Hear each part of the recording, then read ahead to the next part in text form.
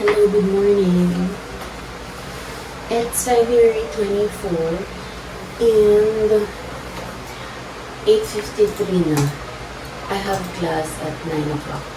So, nag-alarm ako pag alis ni Jowa ng 8 o'clock and then 8:30. But I still decided to get up a little bit late. Kaya medyo cramming ang ating peg today. So, hindi ko na-feel na yung higaan. And merong red. That is, yung mga tupiin ko from yesterday na naglaba ako. And then, hindi ko lang yung damit ko, which is yung uniform ko. And then, nag-set up na ako. And then, I'm gonna have my breakfast, which is my coffee. So, very madalian na. Tapos, hindi naman ako nilag ng eyebrows. I don't care. I'm not sure kung sobrang light ba ang eyebrows ko. Yeah, it's very light, but it's okay. Lip stain na lang muna ng Caroline Maybelline. I've been using this for almost a year. Ito lang get up ko. Kasi nga magka-class na ako. So, yun lang. See you later. So, it's already 11:54. Meron akong class ng 12:30. So, andito na ako ulit sa loob. Kasi kanina lumabas ako sa sala. Dahil, dalawa kayong kapitbahay namin, ang lakas ng sound trip niya. Like, parang gusto niya lahat kami mag-worship ng sabay-sabay. So, dinig na dinig sa klase ko. So, I decided na lumabas doon sa sala. Doon ako nag-class ng isang class lang. And then, after 2 minutes, tumigil na rin siya. Siguro tapos na siya maglaba or what. Kasi ganun yun kapag naglalaba siya or something. Nagsa-sound trip siya sa taas. Pag hapon naman, okay lang. Kasi wala nang problema. For me. I'm not sure sa ibang work from home, no? Pero ako, may klase ako kanina. So, dinig na dinig sa class, kitang-kita yung taas ng volume sa microphone. So, ibig sabihin, dinig na dinig. Gugutom na ako, hindi ko alam kung anong ulamin ko. Tinignan ko kung may pwedeng lutuin sa kitchen. Gusto ko na palabasan yung mga aso.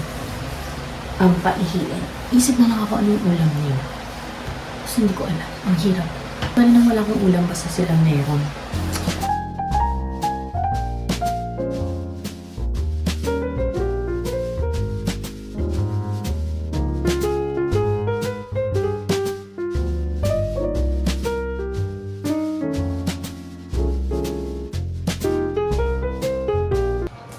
Hello, just got home. Hindi naman like as in ngayon lang. Mga an hour ago, galing ako sa bahay ng mama ko. So, doon ako nag-dinner. Ngayon, maglalatag na ako. Kasi, dalawa lang kami ng aking dog. Yung isa nandun sa taas, pinakain ko na siya. And then, pinakawalan for couple of minutes. Tapos, ito, bukas na siya lalabas. So, ngayon, tulog siya ng tulog. Maglalatag lang muna ako. Ayusin ko muna to. And then, let's get started, Charis. Tayo lang ngayon sa room. Kanin ko sana yung kapatid kong bunso. May lagnat siya. Let's start.